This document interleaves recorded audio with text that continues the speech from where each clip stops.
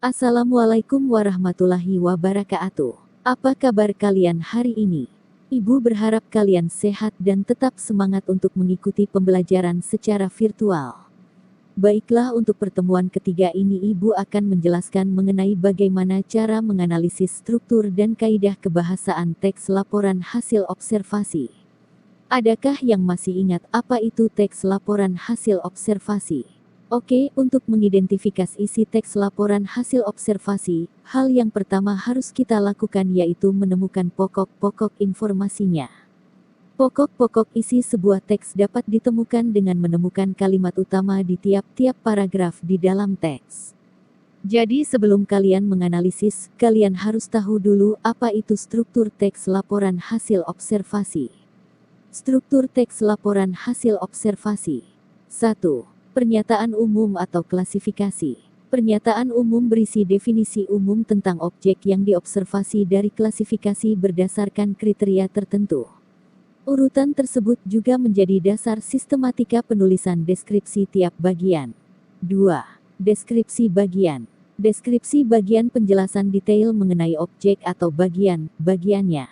Deskripsi yang baik disajikan mengikuti urutan di dalam pengklasifikasian. 3. Deskripsi manfaat. Deskripsi manfaat menunjukkan bahwa setiap objek yang diamati memiliki manfaat atau fungsi dalam kehidupan. Manfaat objek yang diobservasi tersebut dapat dilihat dari berbagai sudut pandang. Bagaimana kalian sudah paham mengenai struktur teks laporan yang barusan Ibu jelaskan?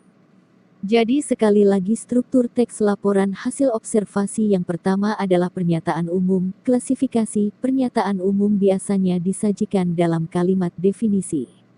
Kalimat definisi seringkali menggunakan konjungsi seperti kata adalah, ialah, yakni, merupakan, dan yaitu.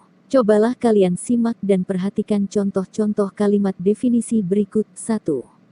Paus merupakan satu dari sekian banyak mamalia air yang istimewa. 3.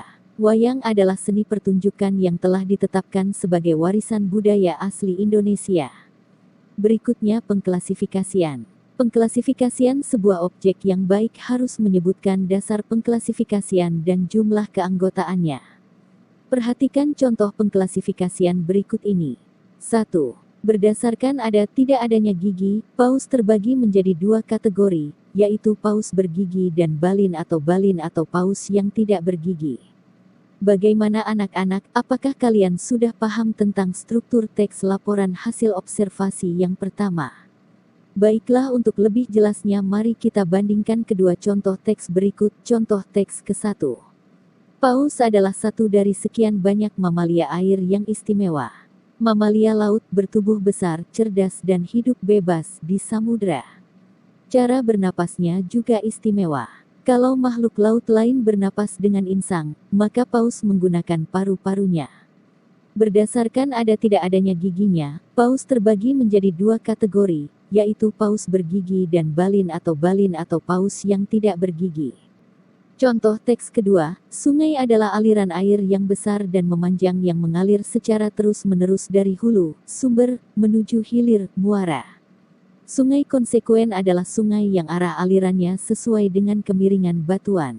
Sungai subsekuen sungai yang arah aliran airnya tegak lurus dengan sungai konsekuen. Sungai obsekuen merupakan anak sungai subsekuen yang arah alirannya berlawanan dengan kemiringan batuan. Cobalah kalian perhatikan, apakah ada perbedaannya? Oke, contoh teks pertama lebih lengkap karena mencantumkan definisi dan dasar pengklasifikasian paus, sedangkan contoh teks kedua hanya mencantumkan dasar pengklasifikasian sungai. Selanjutnya, struktur teks laporan hasil observasi yang kedua adalah deskripsi bagian. Dalam deskripsi bagian kalian akan menemukan banyak kalimat deskripsi atau penggambaran objek. Sedangkan struktur yang ketiga adalah deskripsi manfaat. Deskripsi manfaat menunjukkan bahwa setiap objek yang diamati memiliki manfaat atau fungsi dalam kehidupan. Manfaat objek yang diobservasi tersebut dapat dilihat dari berbagai sudut pandang. Untuk lebih jelasnya silakan kalian pelajari di buku elektronik yang sudah Ibu sarekan sama kalian minggu yang lalu.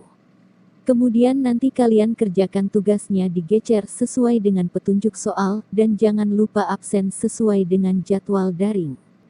Demikian pembelajaran untuk hari ini, insya Allah kita bertemu kembali minggu yang akan datang. Tetap semangat dan tentunya jaga prokes. Wassalamualaikum warahmatullahi wabarakatuh.